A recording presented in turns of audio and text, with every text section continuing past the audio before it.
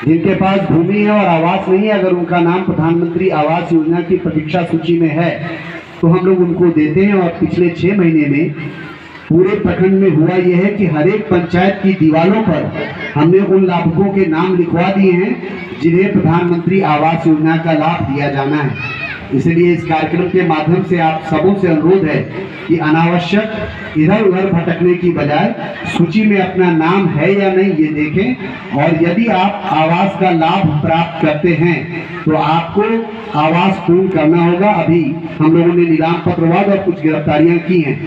मुझे इस मन से ये कहते हुए खुशी हो रही है कि पिछले 5 वर्षों से अभी तक का जो आंकड़ा है, बेनीपट्टी प्रखंड में हम लोगों ने 16 से लेकर 22-23 तक में 98% आवासों को पूर्ण कर लिया है। ये पूरे प्रखंड के लिए एक बहुत बड़ी उपलब्धि है।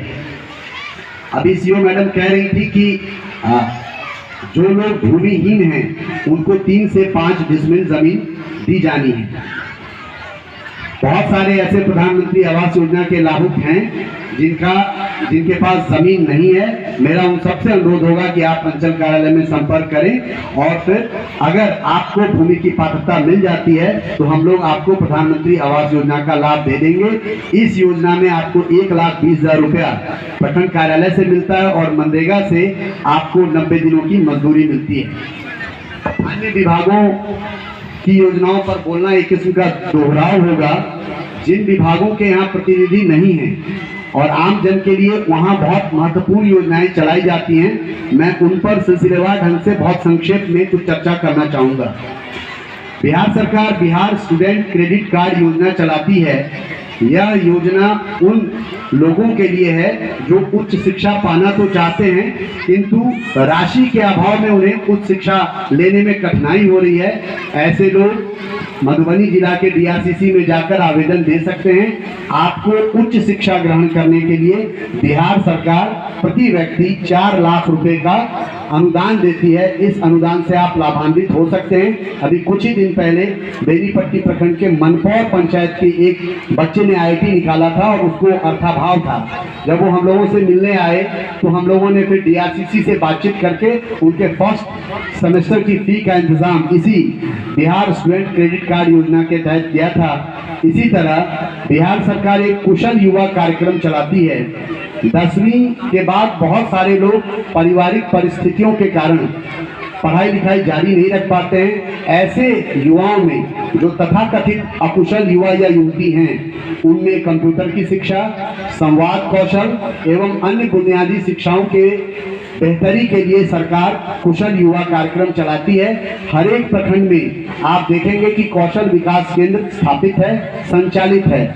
यहाँ आप सब अपना इनरोलमेंट करा सकते हैं और ये पूरी कंप्यूटर की शिक्षा और बुनियादी शिक्षा आपको निःशुल्क प्रदान की जाती है। अनुरोध है यहाँ बैठे अभिभावकों से कि आप अपने बच्चों को कुशल युवा कार्यक्रम में जोड़ने की बात अपने घरों में अवश्य करेंगे।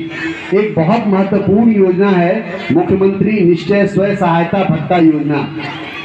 12वीं पास वैसे छात्र छात्राएं जिनकी आयु 20 से 25 वर्ष है, अगर वो शिक्षा दीक्षा में अब आगे कुछ नहीं करना चाहते हैं और इसकी जगह पर वो कोई रोजगार की तलाश कर रहे हैं, आजीविका की तलाश में हैं, तो उन्हें 1,000 रुपया प्रति माह सरकार 2 साल तक देती है।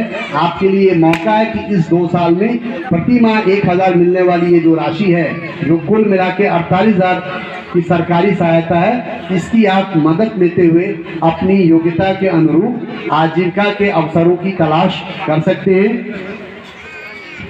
मधुबनी और मिथिलांचल में बड़े पैमाने पे प्रवासी मजदूर बाहर जाते हैं और कई बार हम लोग के यहाँ जन्म और मृत्यु के आवेदन आते हैं। पूछने पे पता चलता है कि सूरत की फैक्ट्री में काम करते हुए देहांत हो गया, लुधियाना में काम करते हुए गुजर गए और वो सिवाय राष्ट्रीय पारिवारिक लाभ के अन्य योजनाओं के लाभान्वित नहीं होते हैं। वैसे परिवार और उनसे जुड़े लोग और यहाँ मौजूद जनप्रतिनिधियों से मेरा अनुरोध है कि बिहार सरकार एक बहुत महत्वपूर्ण योजना चला रही है जिसका नाम बिहार राज्य प्रवासी मजदूर दुर्घटना योजना है। इसके अंतर्गत आपको असंगठित क्षेत्र में काम करने वाले सभी मजदूरों को जिनकी आयु 18 वर्ष से लेकर 65 वर्ष तक है, उनको नामांकित करना है।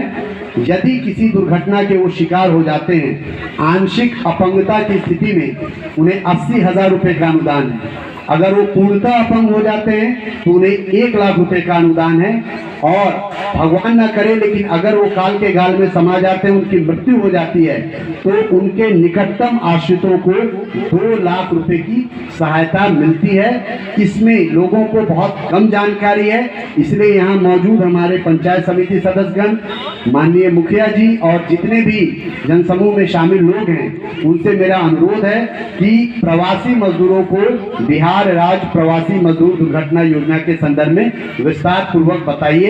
इस जनसंवाद कार्यक्रम का बुनियादी मकसद यही है कि सरकार अपनी जनता के लिए जिन योजनाओं का संचालन कर रही है, उन संचालन की प्रखंड स्तरीय और अनुमंडल स्तरीय जवाबदेही जिन पदाधिकारियों के जिम्मे है, वो आपके बीच आए और आपको विस्तार पूर्वक उन योजनाओं की सूचना दें। क्योंकि अगर आपके पास सूचना होगी तो आप अपनी आवश्यकता के अनुसार उन योजनाओं का लाभ पारदर्शी तरीके से ले सकेंगे। और अगर किसी भी प्रखंड स्तरीय योजना में किसी तरह के लाभ में आपको कोई परेशानी आ रही है तो प्रखंड स्तर पे आप लोग हम लोगों को बता सकते हैं। अनुमंडल स्तर पर अनुमंडल पदाधिकारी महोदया हैं। पूरे कार्यक्रम की वास्तविक सफलता तभी होगी कि जिन योजनाओं के विषय में यहाँ जानकारियाँ शेयर की जा रही हैं, उनका अगर आप लाभ लेने के हकदार हैं तो उनका आप अधिक से अधिक लाभ लें। इस नवंबर के माह में भी धूप थोड़ी तीखी है, इसके बावजूद विगत 1-1.5 घंटे से आप सब लोग बैठे हैं, इसके लिए आप सब लोगों का बहुत बहुत धन्यवाद। पूरी आयोजन समिति का धन्यवाद जिन्होंने कल से आज तक इस कार्यक्रम को सफल